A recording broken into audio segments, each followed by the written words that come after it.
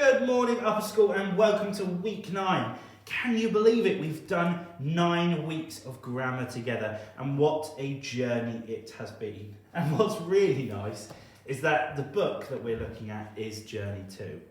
So, let's take a look at this week's focus. This week's focus is on colons. So last week we looked at semicolons. This week we're looking at colons.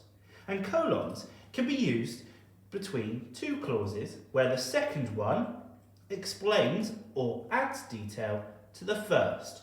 So let me just repeat that.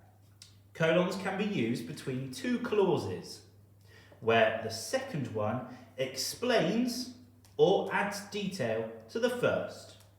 Let's take a look at some examples together, shall we? Here we go.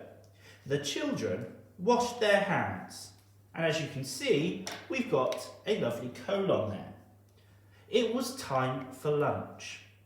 So, here, this part, it was time for lunch, explains to us and adds detail to why the children washed their hands. How are the two clauses separated? It's by the colon. And the colon looks like a full stop at the top and a full stop at the bottom. So slightly different to our semicolon. Let's look at another example. I was late. The alarm clock was broken. Is this adding detail or explaining? Pause, have a think, and see if you can guess. Did you get it right? Well, let's have a look. I was late. The alarm clock was broken. This is explaining why I was late, because the alarm clock was broken. How are these two separate clauses separated? Using a lovely colon. Let's take a look at our example from the book and see how we can fit a colon into our writing. This is our page for this week.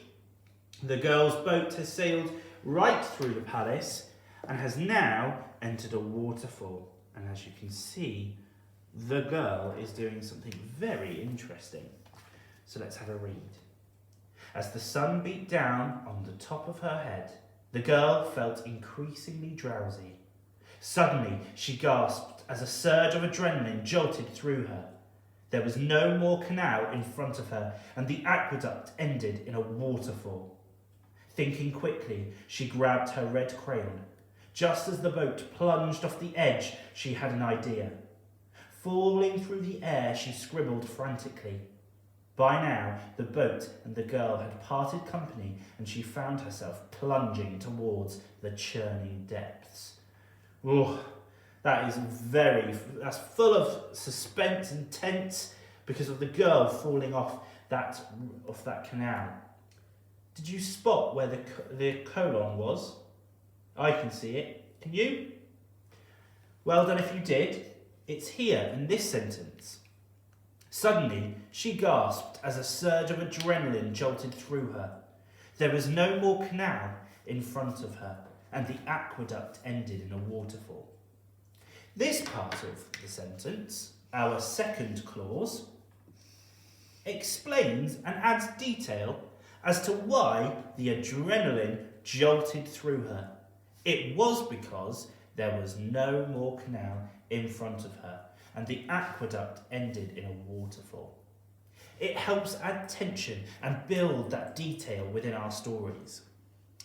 So my challenge to you this week is, why not give it a try? And the same with our semicolons, why not try and put some colons in yourself? I can't wait to read all of the fantastic work, and neither can your teachers. And remember to upload it to the Purple Mash blogs. And I shall see you next week for our final grammar lesson.